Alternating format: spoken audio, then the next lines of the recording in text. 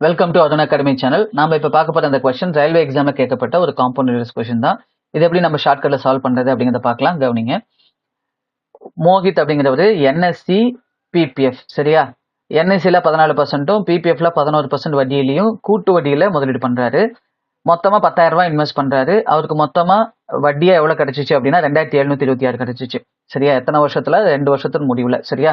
எப்ப இந்த மாதிரி மொத்த அசலையும் கொடுத்துட்டு மொத்த வட்டியும் கொடுத்துட்டு தனிப்பட்ட முறையில முதலீடு பண்ண அசலை கேட்கறாங்க அப்படின்னாலும் இதுக்கான பெஸ்ட் ஷார்ட்கட் என்ன அப்படின்னா அலிகேஷன் மெத்தட். சரியா? அலிகேஷன் அதாவது தமிழ்ல பலவன கூட்டல்னு சொல்லுவோம். இந்த மெத்தட்ல ஈஸியா உங்களால ஆன்சர் பண்ண முடியும். சரியா?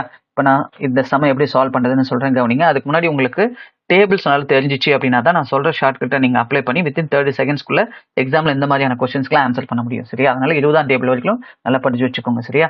இப்ப ஒரு வருஷத்துக்கு 14% அப்படின்னா என்எஸ்சில 2 வருஷத்துக்கு எவ்வளவு வரும் அப்படின்னா 28% தனி வட்டியா இருந்தா, கூட்டு வட்டியா இருந்தா 14க்கு 14% என்ன அப்படின்னா 1.96. சரியா? அப்ப மொத்தமா 29.96% எதுல வந்திருக்கும்? என்எஸ்சில வந்திருக்கும். அதே மாதிரி பிபிஎஃப்ல எவ்வளவு வந்திருக்கும் அப்படின்னா ஒரு வருஷத்துக்கு 11% அப்படின்னா 2 வருஷத்துக்கு 11 11 22 11க்கு 11 வந்து என்னன்னா 121 2 இலக்கங்கள் தள்ளி புள்ளி வச்சுங்க அப்படின்னா 1.21. அப்ப இதுல 23.21% வரும். அதே போல 10,000க்கு 2726 என்ன சதவீதம் அப்படின்னு கண்டுபிடிச்சோம்னா அதை தான் நடுவில் வச்சுக்கணும். அதான் வந்து என்னன்னா 27.26. சரியா? ரைட். இது சதவீதம். எல்லாமே சதவீதம் தான், பர்சன்டேஜ் தான். சரியா?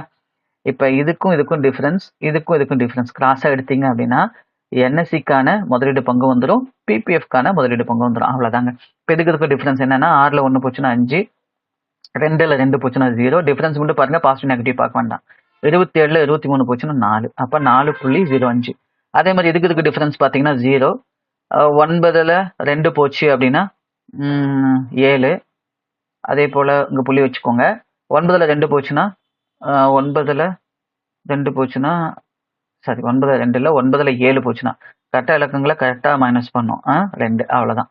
அப்ப என்னன்னா பிரின்சிபலோட பங்கு என்னன்னா 405:270. அவ்வளவுதாங்க. இப்ப இதை சால்வ் பண்ணீங்க 9ஆம் வாய்ப்பாடுல அப்படின்னா இது 4 முறை, மீதி 4 வரும் 5 முறை. இதை சால்வ் பண்ணீங்க அப்படின்னா 9ஆம் வாய்ப்புல 30. இதே 5ஆம் வாய்ப்புல சால்வ் பண்றீங்கன்னா இது 3 பங்கு, இது 2 பங்கு. அவ்வளவுதாங்க. அப்ப இந்த 10,000 ரூபாய 5 பங்கா பிரிச்சிங்கன்னா 10,000 ரூபாய் 5 பங்கா பிரிச்சிங்கன்னா ஒரு பங்கு 2,000 ரூபாய் வருமா? அப்ப 2 பங்கு என்னன்னு போட்டீங்கன்னா இந்த 2000 இன்ட்டு பண்ணீங்கன்னா இது 4,000 வரும். அவ்வளவுதாங்க. அப்ப பிபிஎஃப்ல இன்வெஸ்ட் பண்ணது 4,000. அதுவே நம்ம கிட்ட என்எஸ்சி கேட்கறாங்க அப்படின்னா 6,000 சொல்லிக்கலாம். சரியா?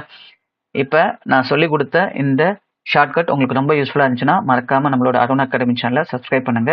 இந்த வீடியோவுக்கு ஒரு லைக் பண்ணிருங்க. உங்களுக்கு இது மாதிரி ரெகுலர் அப்டேட் வேணும்னா நம்ம அருண் அகாடமி சேனலை ஃபாலோ பண்ணுங்க. தேங்க்யூ.